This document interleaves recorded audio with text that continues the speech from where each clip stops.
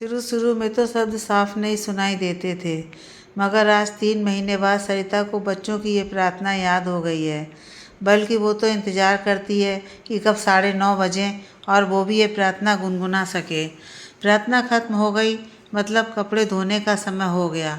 आज से पर्दों की सफाई भी की जाए ताकि दिवाली तक सारे पर्दे और चद्दर धोने का काम खत्म हो जाए और पंखों और जालों की सफाई पर ध्यान दिया जा सके।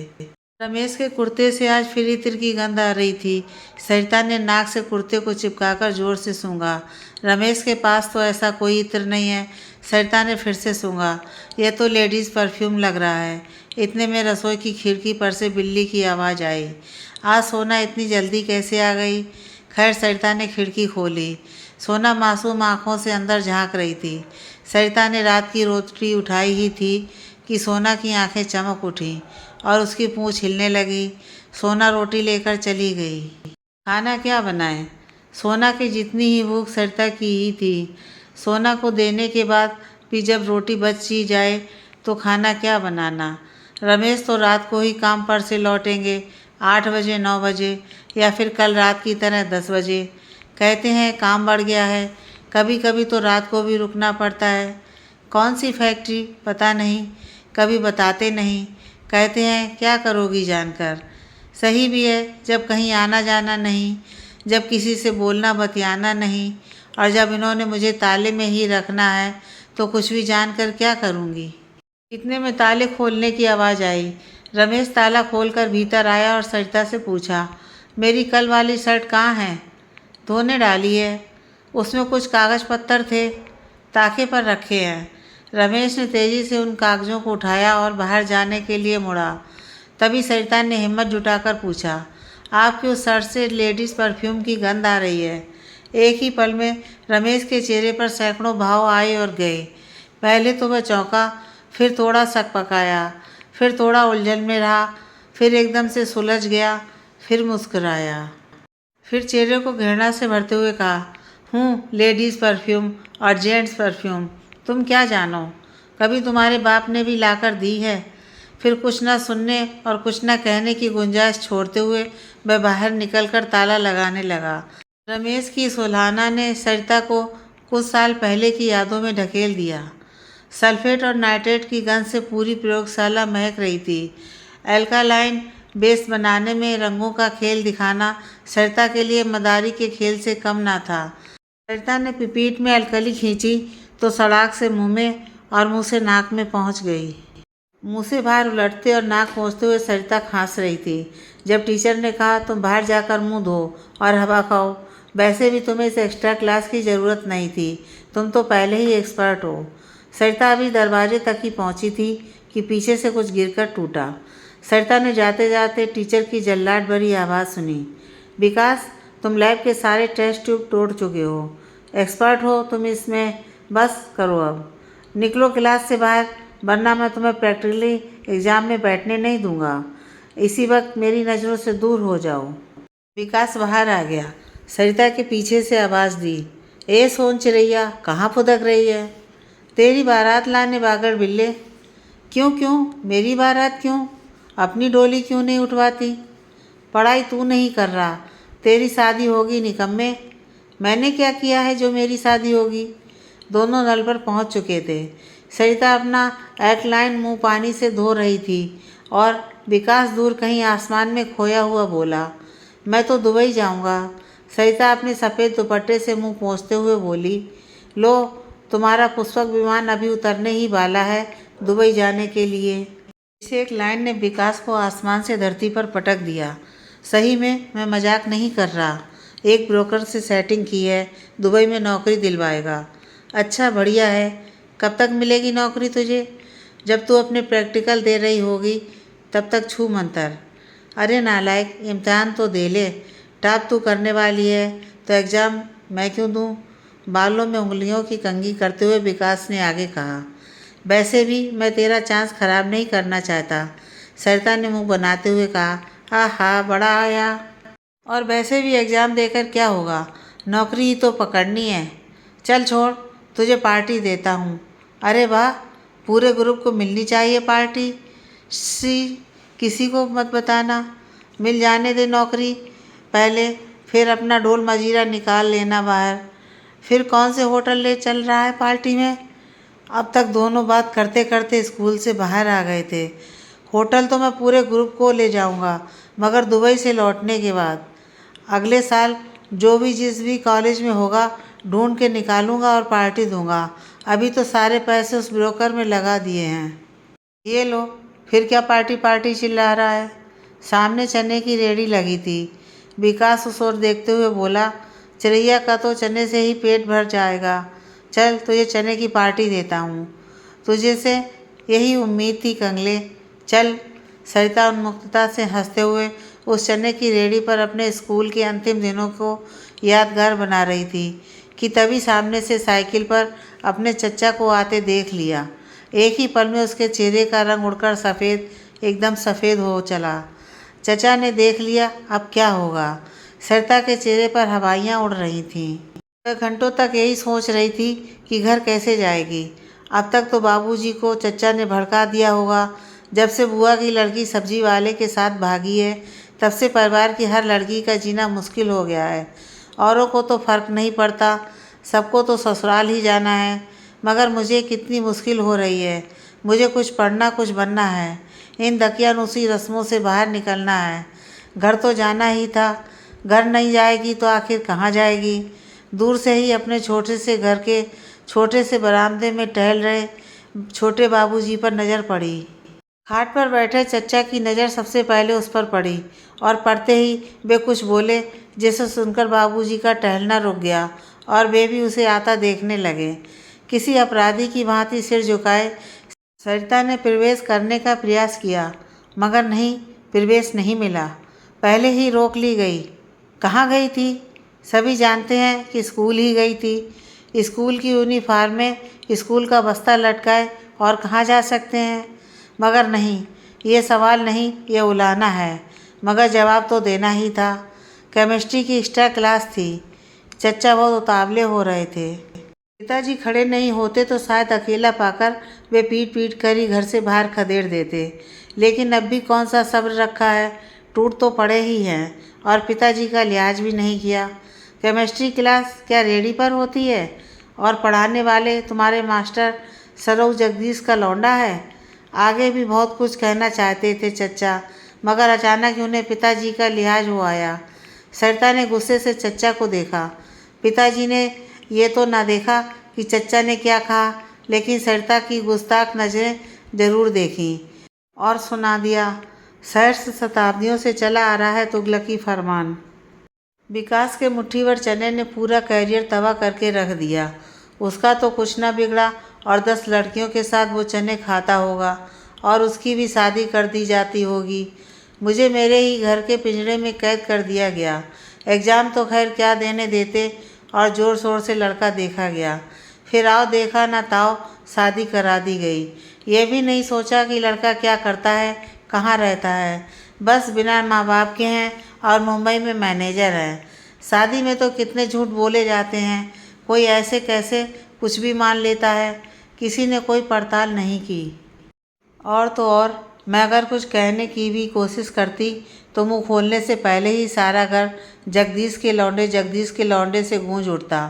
रमेश को यह समझा बुझाकर मेरी शादी की गई कि मेरा पढ़ने में दिल नहीं लगता। मैं बस घर सजाने बजाने के लिए बनी हूँ। सामने दीवार पर चिपकी चमेली ने चिक चिक की आवाज़ की तो सरिता वापस लौट आई। वो लौट आई अपने नए पिंजरे में। चमेली जिस हिस्से में है वहाँ कितने जाले लगे। सरिता का ध्यान अब दिवाली के लिए घर की सफाई पर चला गया। अभी वह जाले उतारने के लिए छड़ लाई ही थी कि बिजली चली गई और कोने से वे जाले सरिता को मुँह चिढ़ाने लगे। घर के दरवाजे से लगी एक खिड़की भी है, जिसे खोल देने से पूरे कमरे में रोशनी हो जाती है। इस बंद खिड़की के सामने इतना सारा सामान सरिता ने इसलिए रखा है कि रमेश को यह आभास ना हो कि उसकी गैर मौजूदगी में सरिता उसे खोलती भी है, वरना हो सकता है रमेश ये खिड़की ही चुनवा दे। सरिता ने एक एक कर आईना, तेल की शीशी, कंघी, सिंदूर के डिब्बे, torch, shoe brush, shoe polish, संदूक की चाबी, सिटकनी से लटकते छाते और एक टूटी हुई टोटी को खिड़की के सामने से हटाया और खिड़की के पट खोल दिए। बित्ते भर के कमरे में ढेरों रोशनी भर गई। सरिता ने जाले उतार दिए, मगर बिजली अब तक नहीं आई थी और वह पसीने से लथपथ हो चुकी थी। ऐसे में खिड़की से आ रही बयार ने सरिता को अपनी ओर खींच लिया। सरिता कभी खिड़की से बाहर झांककर 3 मंजिले नीचे बने मैदान को देखती, जहाँ चाल के बच्चे खेल रहे हैं, और कभी कमरे के साफ कोनों को निहारती। अभी उन कोनों में रेंगती चमेली को देख ही रही थी कि खिड़की के सामने से कोई गुजरा। वो चेहरा तो नहीं देख पाई, मगर पीछे से दिखने में कोई जाना पहचाना सा लगा। सरिता ने चेहरा खिड़की की सरिया से चिपका लिया, पर वो ठीक से दिखाई नहीं दिया। काफ़ी देर तक वो वहीं बैठी सोचती रही कि शायद वह आदमी पलट कर आएगा तो वह उसे देख पाएगी, मगर काफ़ी देर हो गई। इतने में बिजली भी आ गई। खिड़कियों के पट बंद करने के लिए जैसे ही उठी, वो छाया सी फिर गुजरी। इस बार सरिता ने बिना देर किए आवाज़ दी, विकास। आदमी पलट कर वापस आया। अरे सोन चिरैया, तू कैसी है? यहाँ कैसे? मैं तो यहीं रहती हूँ। तुम यहाँ कैसे? एक दोस्त के यहाँ आया था। पर तुम तो दुबई जाने वाले थे ना? वो कमबख्त 420 निकला। गांव के बहुत लोगों के पैसे लेकर चंपत हो गया। ओह, बहुत बुरा हुआ। तेरे साथ कौन सा अच्छा हुआ? एग्ज़ाम हॉल में पहुंचा तो मालूम चला कि तूने अपनी डोली उठवा ली। सब आप ही का प्रताप है महाराजा धीराज। मैंने क्या किया? वो कृष्ण जी वाले चने जो तुमने इस सुदामा की ज़बरदस्ती खिलाए थे, उसी की कीमत चुका रही हूँ। उस दिन चचा ने देख लिया था, बस घर में हंगामा। लेकिन मेरा तुझसे क्या लेना देना? तूने समझाया नहीं। जब से विवाह दी बागी हैं, हमारे घर की हर लड़की का हर अरे गहरे नत्थू खैर से लेना देना होता है। सरिता ने खींच में मुंह घुमा लिया। विकास ने बात घुमाते हुए कहा, खिड़की पर ही खड़ा रखोगी?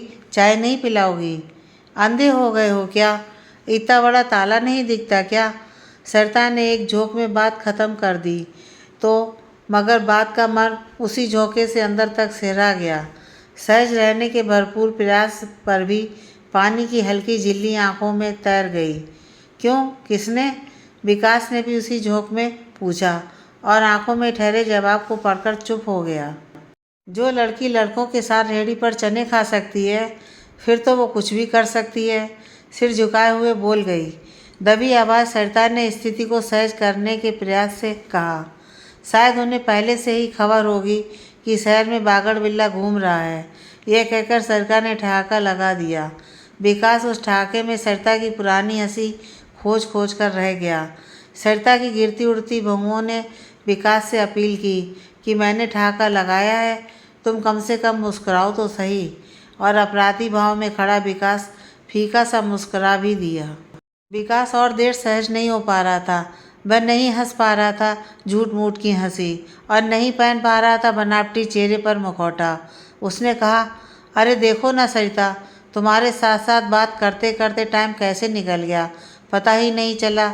जिस काम से आया था वो भी भूल गया। यहाँ एक दोस्त के घर आया था, जरा मिलाऊं, नहीं तो देर हो जाएगी। चलता हूँ। हाँ ठीक है, जाओ जाओ, मगर फिर मिलना। ठीक है। विकास चला गया और सरिता सोचती रह गई कि एक समय था विकास फालतू बकवास करने के लिए लोगों को ढूंढा करता था, और मुझे चिढ़ होती थी कि कहाँ से टपक गया मेरा समय खराब करने। आज मैं चाहती हूँ कि जितना हो सके उतनी देर उसके साथ फालतू ही सही मगर बातें करती रहूँ, मगर आज उसके पास मेरे लिए वक्त नहीं है। सरिता ने खिड़की पर फिर वही चिरपरिचित कबाड़ सजा दी ताकि लगे ही नहीं कि कभी खुली ही थी। 3 दिन तक सरिता रोज़ खिड़की के सामने बैठती और सोचती कि शायद विकास फिर मिल जाए। साथ ही डरती भी रहती थी कि कहीं रमेश फिर कोई छूटा हुआ सामान लेने वापस ना आ जाए। उसे सुबह दफ्तर भेजते समय ही पूरा एहतियात बरत लेती कि कुछ छूट ना जाए। मगर विकास को क्या हुआ? वह दोबारा क्यों नहीं आया? कहीं मैं कुछ ज़्यादा ही अपेक्षाएं तो नहीं करने लगी हूँ? भला विकास को मुझसे क्या मतलब? गलती से भेंट हो गई सो हो गई, हो सकता है उसके दफ्तर का समय हो। ऐसे में कोई सिर्फ गप्पे लड़ाने तो यहाँ आ नहीं सकता है। चौथे दिन तक उसने यह सोचना ही छोड़ दिया कि विकास आएगा। आज तो उसे घर के सारे पर्दे धोने हैं जो उसने रात को भिगोए थे। ये रोज़ रोज़ खिड़की खोल के बैठने के चक्कर में दिवाली की तैयारियों में खलल पड़ गया है। आज सरिता खिड़की पर बैठने की बजाय पर्दे धो रही है, पर्दों को जोर जोर से पटक रही है और विकास को कोसती जा रही है। आखिर खुद को समझता क्या है? स्कूल के सबसे नालायक लड़कों में से एक था। पढ़ने में एकदम फिसड्डी। 10वीं में तो पक्का फेल हो गया होता अगर मेरे नोट्स ना मिलते उसे। क्यों दिए मैंने नोट्स? हो जाने देती फेल। ना वो मेरे साथ पढ़ता, ना हम चने खाने जाते। सरिता जितना दम लगा के ब्रश पर्दों पर रगड़ रही थी, उतना ही दम लगा के दांत भी पीस रही थी कि कमीने की वजह से मेरी ज़िंदगी बर्बाद हो गई। खुद छुट्टे सांड की तरह घूम रहा है, मगर मैं यहाँ कैद में सड़ रही हूँ। मेरी मदद करना तो दूर, पश्चाताप करना तो दूर, 2 मीठे बोल बोलना तो दूर, मेरी बेबसी पर हंस रहा है, दूर खड़ा तमाशा देख रहा है। सरिता ने पर्दों को निचोड़ते हुए कहा, फिर दिख जाए तो गर्दन मरोड़ दूंगी कमीने की। पर्दों का काम तमाम कर उसे लगा कि उसकी सारी ताकत खत्म हो गई है। गुस्से में कपड़े धोने से शरीर थका सा है और दिमाग भी गर्म लग रहा है। शायद सर पर ठंडा तेल रखने से बात बने। उसने उसी खिड़की पर रखे तेल को उठाया और जैसे ही ढक्कन खोला कि उसे ऐसा आभास हुआ कि किसी ने बहुत हल्के से खिड़की पर दस्तक दी हो। सरिता ने फटाफट खिड़की के सामान हटाकर खाली किया और खोलकर देखा तो विकास खिड़की की ओर पीठ किए नीचे बच्चों का खेल देख रहा था। सरिता उसे जाने की सुकून से ताकती रही और उसे पुकारने से भी डर रही थी कि कहीं पुकारते ही वह धुएं में गायब ना हो जाए। विकास ने मुड़कर अपनी मुड़ी हुई तर्जनी खटखटाने के लिए खिड़की की ओर बढ़ाई, मगर खिड़की खुली देखकर चौंक पड़ा। अरे कहाँ हो यार, खिड़की क्यों नहीं खोल रही थी? मैं 2 घंटे से खटखटा रहा हूँ। मैं कपड़े धो रही थी और तुम खटखटा भी इतने धीरे से रहे थे कि मेरी छिपकली को भी नहीं सुनाई दिया। खटखटा रहा था, ये काफ़ी नहीं है? कितना डर रहा था? तुम्हें एक ही बार तो यहाँ देखा था, उस पर यहाँ के सारे चाल एक जैसे हैं। पता नहीं कौन निकल कर पीट दे। और भगवान जाने खिड़की के पीछे तुम रहोगी या तुम्हारे पति या कोई और ससुराल वाला। अच्छा जी, बागड़ बिल्ले को डर भी लगता है। सुंदर सर की पिटाई की थी तब तो मैं समझी थी कि तुम बड़े शेर बहादुर हो, किसी से नहीं डरते। तुझे कैसे पता कि उस कमीने को हमने मारा था? उसके ऊपर तो हमने बोरा डाल के बंद कर दिया था कि पता ही ना चले कि कौन पीट रहा है। फिर कैसे पता चला? इसमें पता क्या लगाना है? सुंदर सर को पीटने वाले तुम्हारे गैंग के अलावा और कौन हो सकते थे? अब ये सरसर बोल के उसे इतनी इज्जत तो ना दे। जानती है ना कि वो एक नंबर का हरामी। तो तू वो सब छोड़, ये बता तू यहाँ कैसे? आज फिर उस दोस्त के पास काम से आया है? क्यों, तुझसे मिलने नहीं आ सकता क्या? मुझे लगा तू आएगा ही नहीं। ऐसे कैसे नहीं आता? सरिता ने जाने क्या सोच उसे परखने के लिए कहा। फिर तो तू 3 दिन से यहाँ रोज़ आकर इंतज़ार करता होगा, खिड़की खटखटाता होगा और मैं खोलती नहीं होंगी। नहीं, मैं आज ही आया। क्यों आज ही क्यों? 3 दिन क्या कर रहे थे? हिम्मत नहीं हो रही थी तुमसे आंख मिलाने की, हिम्मत जुटा रहा था। सरिता की आंखों ने और माथे पर पड़े बल ने विकास से सवाल पूछा तो जवाब में नज़रें झुक गईं, मगर ये जवाब सरिता की समझ के बाहर था तो उसे सफाई देनी ही पड़ी।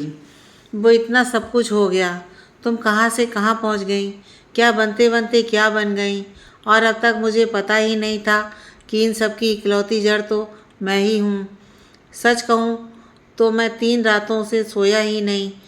तुम बहुत कुछ कर सकती थी, बहुत कुछ बन सकती थी, मगर मेरी वजह से और सिर्फ मेरी वजह से तुम यहाँ सड़ रही हो।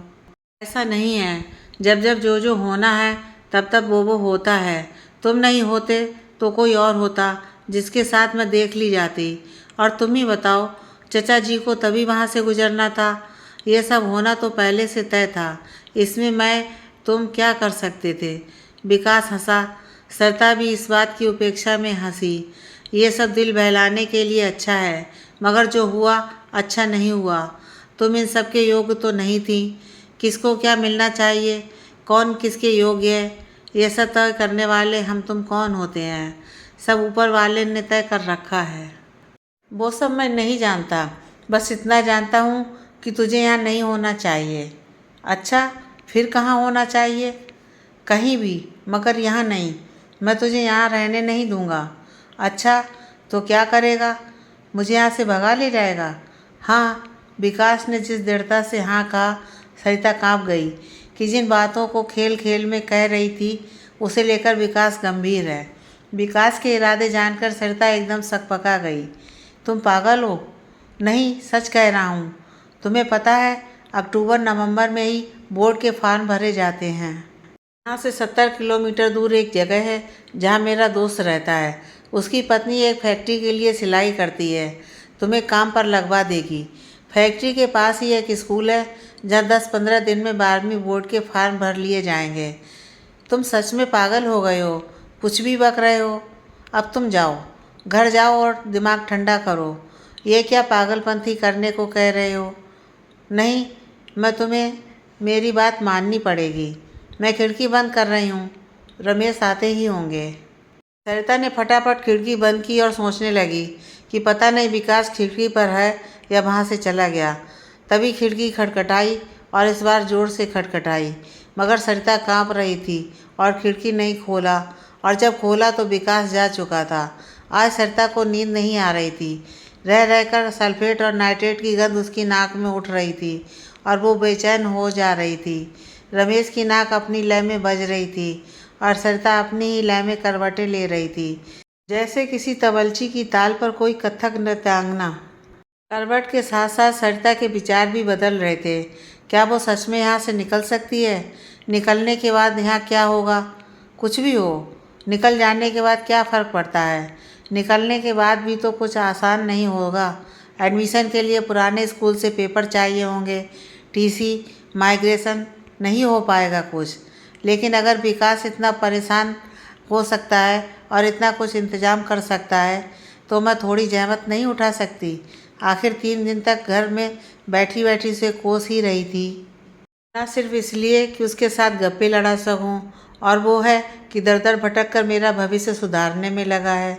विकास ने कोई गलती नहीं की, फिर भी पश्चाताप करने में लगा है। आज सुबह से ही सरिता खिड़की खोलकर बैठी है। कहीं नाराज़ तो नहीं हो गया? कल उसके मुंह पर खिड़की बंद कर दी और उसके खटखटाने पर भी नहीं खोली। कितना बुरा लगा होगा?